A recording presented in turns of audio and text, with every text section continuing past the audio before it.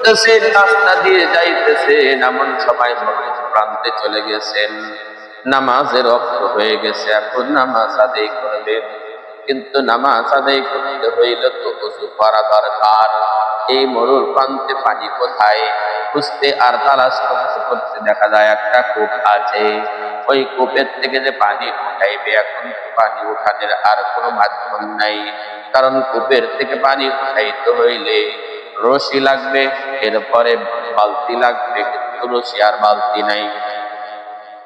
আল্লাহর বান্দা বুজুর্গ সে কেমনে পানিটা উঠায়া ওযু করবে, নামাজ পড়বে? দেখা যায় দূরে একটা মেয়ে এসে খেলাধুলা করতেছে, কিছু মেয়ে খেলাধুলা করতেছে। বুজুর্গ আল্লাহর ওলি ওই মেয়েগুলোর কাছে যায়, যাওয়ার পরে বলতেছে, হে আল্লাহর বান্দি, ছোট্ট ছোট্ট মেয়েগুলো, আমি তো নামাজ আদায় করবো, সময় শেষ হয়ে যাইতেছে, এখন তো কূপ দেখলাম, কূপের থেকে পানি উঠানোর কোনো ব্যবস্থা নাই।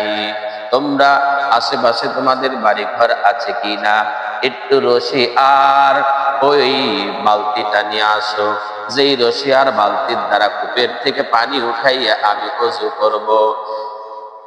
সাথে সাথে এই কথা যখন আল্লাহর ওলি বুজুর্গ বান্দা বলেছেন, মেয়েটা হাসি দিয়েছে, আশ্চর্যজনিত ভাবে হাসি দিয়েছে।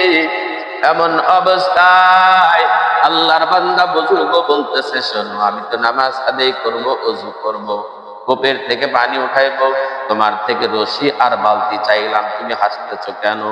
মেয়েটা এবার উত্তর দেয় না, বরং মেয়েটা এসে কূপের কাছে চলে আসলো।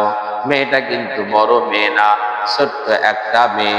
এমন মেয়ে যখন কূপের কাছে এসে ওই কূপের নিকটে এসে মেয়েটা আর মুখের জবানের একটুকু থুতু যখন ওই কূপের ভিতরে নিক্ষেপ করেছে, মেয়েটার মুখের থুতুটা ওই কূপের ভিতরে যাওয়ার কারণে কূপের পানি নিচ থেকে আস্তে আস্তে উতলে উপরে চলে আসছে।